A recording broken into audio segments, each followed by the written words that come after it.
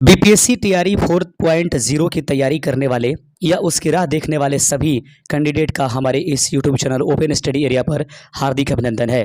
दोस्तों, आपको जैसा कि मालूम है कि नीतीश कुमार के द्वारा यह ट्वीट किया गया और यह बताया गया कि जितना जल्द हो सके बीपीएससी टीआरई 4.0 की एग्ज़ाम लेकर के और उस कैंडिडेट को जो है सुरक्षित किया जाए जो इनकी तैयारियाँ कर रहे हैं। दोस्तों, इस संबंध में आप सभी दोस्तों का हार्दिक अभिनंदन है हमारे इस YouTube channel open study area पर, क्योंकि आज से हम लेकर के चलेंगे बिहार शिक्षक भर्ती अर्थात बीपीएससी टीआरई 4.0 के लिए प्रैक्टिस सेट। दोस्तों, आज के सेशन में हम 40 अंकों वाला जीके जीएस का जो है सेशन लेकर के चलेंगे, जो कि मोस्ट इंपॉर्टेंट रहता है आपके एग्जाम्स के लिए। इसमें आपको जो 40 अंक के क्वेश्चंस हर एक संकाय के लिए, हर उस लेवल के लिए, या चाहे आपका मिडिल क्लास का हो या फिर हायर क्लास का हो या उसके बाद जो इंटरमीडिएट क्लासेस के हो, ये सभी के लिए इम्पोर्टेंट एक सेशन होगा। तो आप हमारे साथ ज़रूर जुड़े रहिएगा और इस वीडियो का लाइक सबसे ज़्यादा इंपॉर्टेंट रहता है। अगर आप चाहते हैं कि बीपीएससी टीआरई 4.0 के लिए लगातार तैयारी हमारी इस चैनल चलाते रहे, तो याद रखेंगे 2 दिनों के अंदर इस वीडियो पर 1000 जो है लाइक्स जरूर आने चाहिए। अगर 1000 लाइक्स आते हैं तो दोस्तों आपकी क्लास कंटिन्यू कर दी जाएगी, वरना आप वेट करेंगे और लाइब्रेरियन की क्लास इस यूट्यूब पर चलता रहेगा। शुरुआत करेंगे आज के सेशन का और प्रश्न है कि किस भारतीय राज्य में जल्दापारा राष्ट्रीय उद्यान स्थित है जहां दुर्लभ एक सींग वाला गैंडा पाया जाता है? ऑप्शन है असम, मेघालय, पश्चिम बंगाल या नागालैंड। याद रखेंगे प्रश्न है कि किस भारतीय राज्य में जल्दापारा राष्ट्रीय उद्यान स्थित है जहां दुर्लभ एक सींग वाला गैंडा पाया जाता है? इस प्रश्न का सही आंसर हो जाएगा ऑप्शन नंबर सी। देख लीजिएगा 40 प्रश्नों में आपको 35 करीब करीब करना है। याद रहे, क्योंकि इस बार टीआरई 4 जो होगा टीआरई 3 के तुलना में भी ज़्यादा फाइटेबल रहेगा, इसमें कुछ और ही ज़्यादा फाइट रहेगा। यानी कि आपको हर हाल में 32 प्लस 33 प्लस आपको करने चाहिए। तो देखते हैं कि आज कितना आप सही कर पाते हैं। अगला प्रश्न है कि मालदा फॉल्ट किस 2 प्रमुख भौगोलिक प्लेटों के बीच स्थित है?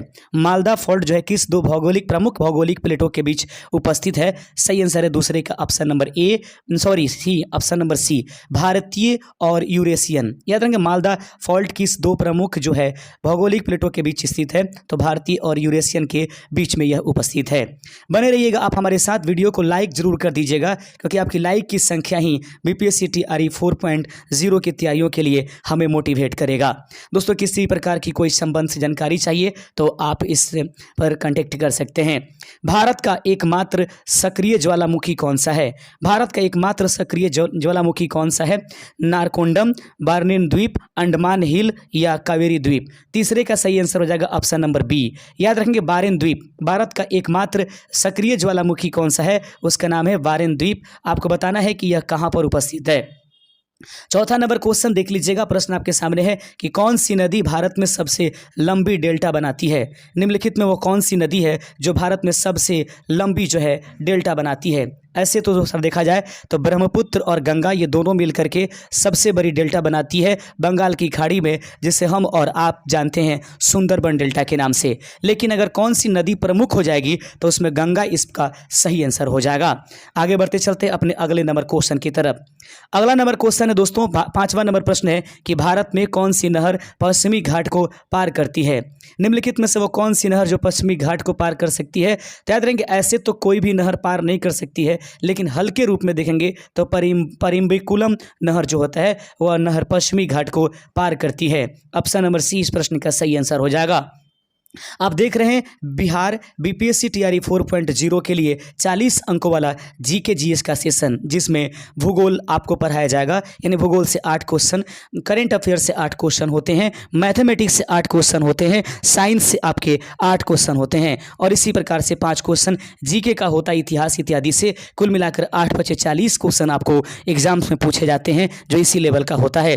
दोस्तों, आपको जब सेशन पूरा पढ़ लीजिएगा तो आपको समझ में आ जाएगा कि रियल में ये सेशन कितना इंपॉर्टेंट है आपके लिए। अगर आप जरूरत महसूस करते हैं तो हमारी चैनल आपके लिए ई बुक प्रदान कर देगी और इस ई बुक को जो है लॉन्च कर दिया जाएगा। तो आपको अगर ई बुक चाहिए बिहार बीपीएससी टीआरई 4.0 से संबंधित 40 अंकों वाले जीके जीएस के लिए, तो आप हमें कमेंट जरूर कीजिएगा, सजेस्ट कीजिएगा, उसी हिसाब से बुक लॉन्च किया जाएगा।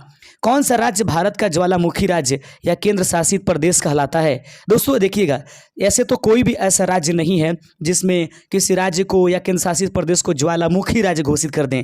लेकिन एक बात सही है कि अंडमान और निकोबार में जो है वह ज्वालामुखी है, लेकिन कोई राज्य ऐसे घोषित नहीं किया गया है। ऐसे में इस प्रश्न का सही आंसर हो जाएगा ऑप्शन नंबर डी, कोई सत्य नहीं है। अगला प्रश्न देख लीजिएगा। प्रश्न कहता है कि भारत की न्यूनतम जनसंख्या घनत्व वाला राज्य कौन सा है? भारत की न्यूनतम जनसंख्या घनत्व वाला राज्य निम्नलिखित में से कौन सा है? अरुणाचल प्रदेश, सिक्किम, मिजोरम या नागालैंड? तो दोस्तों सही आंसर हो जाएगा सातवें का ऑप्शन नंबर ए। याद रखेंगे, सबसे न्यूनतम जनसंख्या घनत्व वाला राज्य जो है भारत का वह अरुणाचल प्रदेश है। यदि किसी दोस्त को मालूम है कि भारत की जो न्यूनतम जनसंख्या घनत्व वाला राज्य अरुणाचल प्रदेश है, उसमें प्रति वर्ग किलोमीटर कितने व्यक्ति बसते हैं, तो आप हमें कमेंट जरूर कीजिएगा। अगला प्रश्न है कि भारत में सबसे अधिक झरने किस राज्य में है? निम्नलिखित में से वह कौन सा राज्य है जिसमें सबसे अधिक झरना उपस्थित है? आठवें का सही हो जाएगा कर्नाटक। कर्नाटक एक ऐसा राज्य है भारत का जिसमें झरने सबसे अधिक उपस्थित हैं। 9वां नंबर क्वेश्चन देख लीजिएगा। प्रश्न कहता है कि हिंद स्वराज पुस्तक गांधी जी ने कहाँ लिखी थी?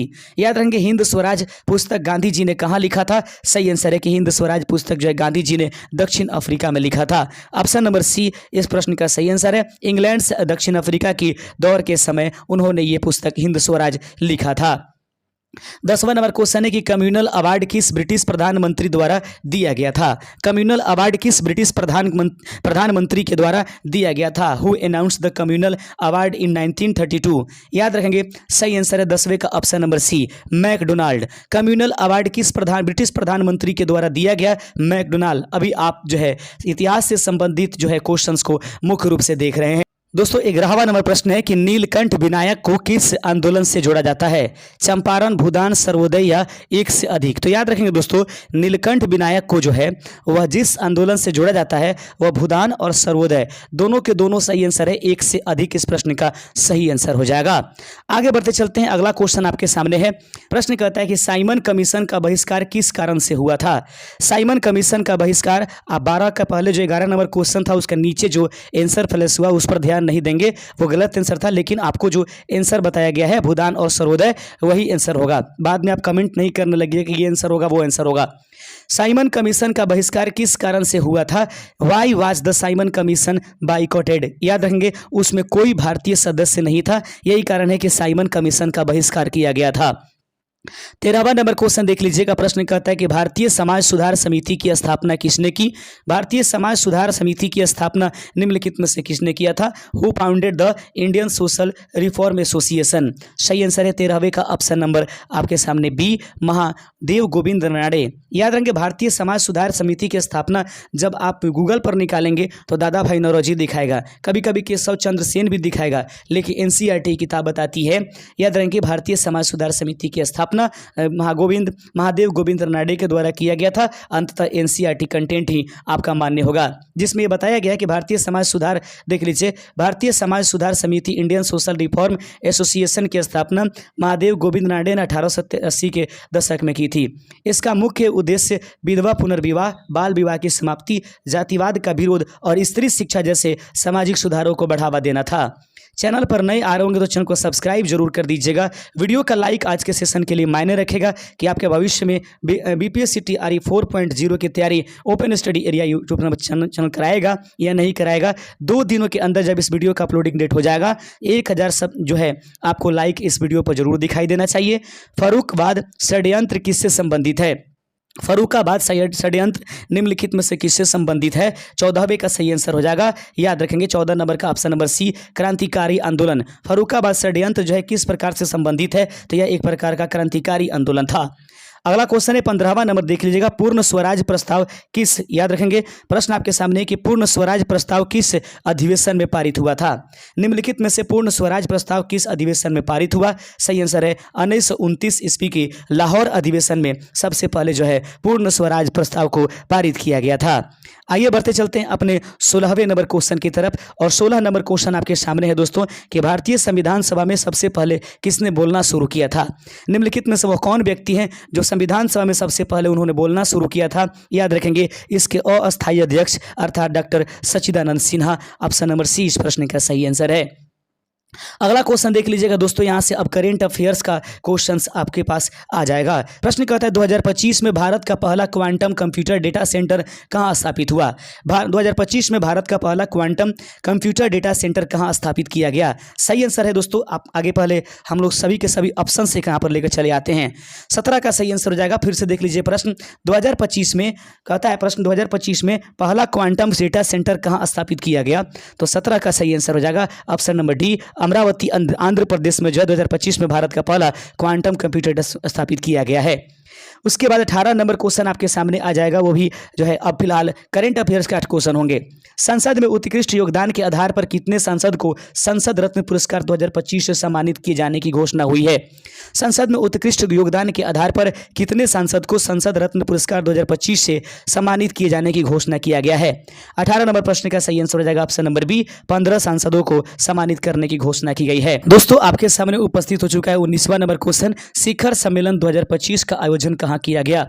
याद रखें, शिखर सम्मेलन 2025 का आयोजन कहाँ किया गया है, नीदरलैंड, ऑप्शन नंबर डी इस प्रश्न का सही आंसर हो जाएगा। आगे बढ़ते चलते हैं। अगला नंबर क्वेश्चन है 20वां नंबर क्वेश्चन कि 15वें संसद रत्न पुरस्कार 2025 में किस राज्य ने सर्वाधिक पुरस्कार जीते हैं। 15वें संसद रत्न पुरस्कार 2025 में कौन सा राज्य जिसने सर्वाधिक पुरस्कार जीते, तो इस प्रश्न का सही आंसर हो जाएगा, छोटा कर देते हैं ताकि स्पष्ट रूप से दिखाई दे। 15वें संसद रत्न पुरस्कार 2025 में किस राज्य ने सर्वाधिक पुरस्कार जीते हैं, 20वें का सही आंसर हो जाएगा ऑप्शन नंबर सी, महाराष्ट्र इस प्रश्न का सही आंसर हो जाएगा। 21 नंबर क्वेश्चन है कि हैदराबाद में आयोजित मिस वर्ल्ड स्पोर्ट्स चैलेंज 2025 का खिताब किसने जीता है। हैदराबाद में आयोजित होने वाली मिस वर्ल्ड स्पोर्ट्स चैलेंज 2025 का खिताब निम्नलिखित में से किसने जीता। 21 का सही आंसर है एलिस रेंडमा। याद रखेंगे 21 का सही आंसर है एलिस रेंडमा जो है वह मिस वर्ल्ड स्पोर्ट्स चैलेंज 2025 की खिताब जीती थी, जिसका जो आयोजन है हैदराबाद में किया गया था। अगला क्वेश्चन देख लेंगे। अगला क्वेश्चन 22वां नंबर आपके स्क्रीन पर है। प्रश्न कहता है कि भारत के 86वें शतरंज ग्रैंड मास्टर कौन बन गए हैं। भारत के 86वें शतरंज ग्रैंड मास्टर निम्नलिखित में से कौन बन गए हैं। 22वें का सही आंसर है option number D, LR Shrihari जो हैं भारत के 86वें शतरंज ग्रैंड मास्टर बन गए हैं। उसके बाद 23 नंबर क्वेश्चन आपके स्क्रीन पर ये रहेगा, ध्यान से देखिए 23वां नंबर क्वेश्चन। हाल ही में किस देश में अंडमान सागर में निर्मित हो रहे चक्रवात को शक्ति नाम दिया है। हाल ही में किस देश में अंडमान सागर में निर्मित हो रहे चक्रवात को शक्ति नाम दिया गया। 23वें का सही आंसर हो जाएगा ऑप्शन नंबर ए। हाल ही में वह कौन सा देश है जिसने अंडमान सागर में निर्मित होने वाले चक्रवात का नाम शक्ति दिया था। ऑप्शन नंबर ए श्रीलंका इस प्रश्न का सही आंसर हो जाएगा। 24वां नंबर क्वेश्चन है कि ह्यूमन डेवलपमेंट इंडेक्स 2025 में दुनिया भर के 193 देशों में भारत को कौन सा स्थान मिला। सही आंसर है 24 का ऑप्शन नंबर ए, 130वां स्थान भारत को प्राप्त हुआ है। अगले प्रश्न की तरफ देखते हैं दोस्तों। अब यहाँ से मैथमेटिक्स शुरू हो जाएगा। प्रश्न है कि 7x - 3 = 4x + 12 है तो x का मान क्या हो जाएगा। 7x कर दीजिए, माइनस में 4x कर दीजिए, बराबर 12 कीजिए, प्लस में 3 लाइए तो यहाँ पर 3x हो जाएगा और 3x बराबर यहाँ पर 15 और 3 12 3 15 हो जाएगा। कटा दीजिए 5 बार में। इस प्रश्न का सही आंसर ऑप्शन नंबर सी हो जाएगा। आइए बढ़ते चलते अपने अगले नंबर क्वेश्चन की तरफ और अगला नंबर क्वेश्चन आपके पास ये रहेगा, ध्यान से देखिएगा। प्रश्न कहता है कि एक संख्याओं की श्रृंखला में 7, 16, 21, 52 ऐसे लिखा गया है तो अगली संख्या क्या होनी चाहिए। देख लेंगे दोस्तों 26 नंबर प्रश्न आपके सामने रखा गया है। याद रखेंगे सबसे पहले तो यहाँ पर 7 में 9 जोड़ दीजिए, 16 हो जाता है और उसके बाद 16 में उसके बाद आप जोड़िए 3 × 5 = 15 तो यहाँ पर ये 16 और 25 31 हो जाता है। इसी तरह से आप आगे बढ़ते जाएंगे तो 52 में आपको 27 जोड़ने पड़ेंगे। याद रखेंगे 52 में आपको 27 जोड़ना पड़ेगा तो 7 और 2 9 यानी कि 26 का ऑप्शन नंबर आपके सामने बी 79 इस प्रश्न का सही आंसर हो जाएगा। अगला क्वेश्चन देख लीजिएगा आपके सामने है 27वां नंबर क्वेश्चन है। प्रश्न कहता है कि यदि एक वस्तु पर 20% लाभ हो और विक्रय मूल्य 600 रुपया हो तो लागत मूल्य क्या होगा। तो याद रखेंगे साधारण प्रश्न होता है कि जो कॉस्ट प्राइस होती है क्रॉस प्राइस बराबर होती है एसपी सेल प्राइस बटा, अब अगर आपको लाभ होती है तो उसमें जोड़ देना है 1 + 20%। अगर इसको हम लोग करेंगे तो सेल प्राइस आपके सामने कितना है 600 है बटा 1 प्लस इसमें जो लाभ है वह 20% है तो 20 बटा क्या कर दीजिएगा 100। तो ये 20 से कटाइएगा 20 बचे कितना हो जाएगा 100। 5 × 5 कटाइएगा 5 में 1 जोड़िए 6 हो जाएगा। यानी कहने का मतलब 600 बटा 5 × 5 6। यहाँ पर क्या कीजिएगा 6 और बटा में आप क्या लिखिएगा, यहाँ पर 5 कर दीजिएगा, इसको कटाइए इस तरीके से 100 बार में कटेगा, इसको मल्टीप्लाई करके ऊपर लेके जाइए, 100 में 5 से गुना कीजिए, 500 इस प्रश्न का सही आंसर हो जाएगा। ऑप्शन नंबर बी इस प्रश्न का सही आंसर हो जाएगा।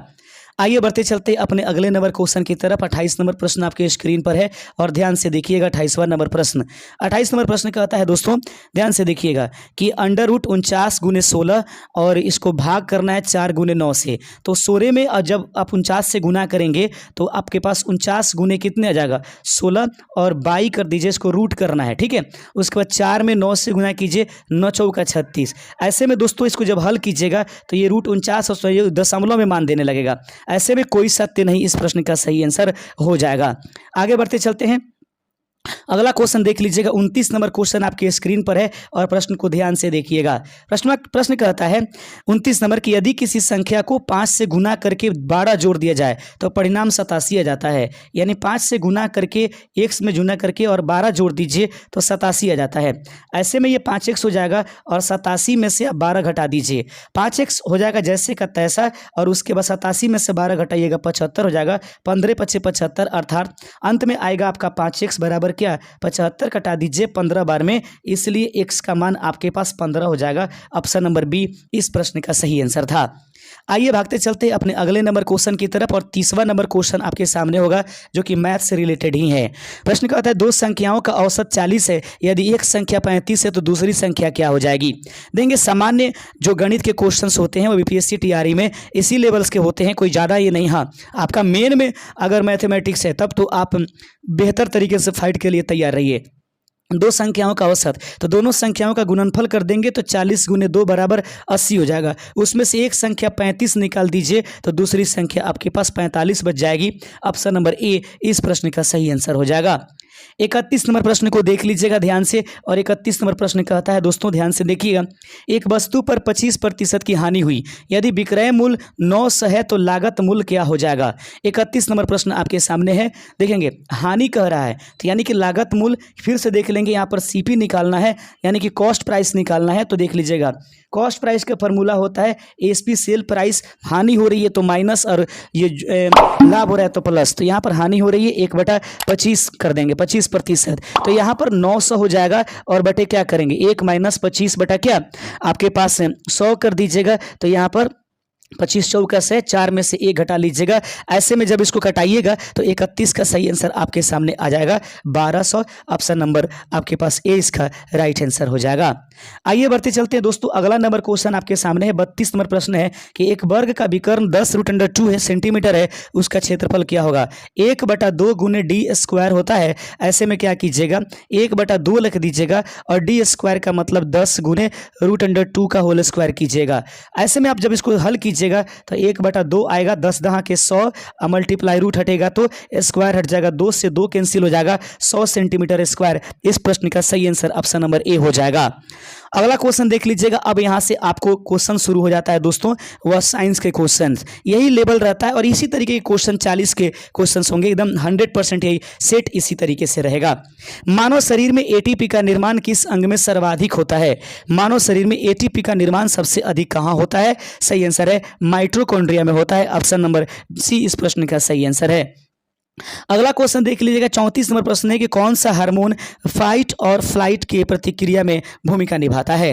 निम्नलिखित में से कौन सा हार्मोन है जो फाइट और फ्लाइट प्रतिक्रिया में भूमिका निभाती है। 34 का सही आंसर हो जाएगा ऑप्शन नंबर बी देंगे एड्रीनालिन। याद रखेंगे एड्रीनालिन जो है वो फाइट और फ्लाइट प्रतिक्रिया में प्रमुख भूमिका निभाता है।